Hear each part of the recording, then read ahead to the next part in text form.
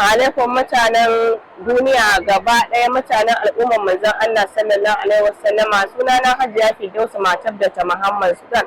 Na kawo sirrika kala daban-daban da zan bayyana ba, sai dai kun zo ƙafa da ƙafa. Ina nan a cikin Trade Fair wadda take ci a yanzu a Kano.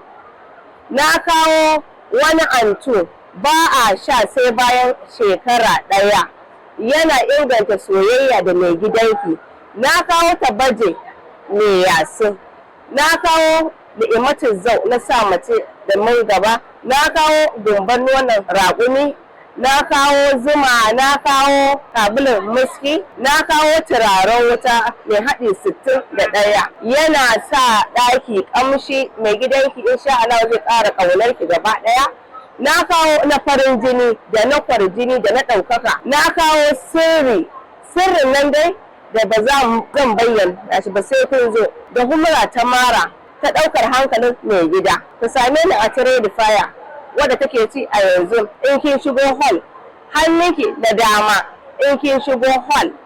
Ina nan a kusa da gwangwani, kamfanin gwangwani. Sai kun zo. Ga lambar waya ta shine 070 44 40 44 03. a zo a kwashi garaɓasa da shawa da ta gyara fuska. Akwai turmus na gyara jiki gaba ɗaya. Sai kun zo. Ina muku fatan alkhairi. A garzayo a kwashi wannan garaɓasar da na kawo.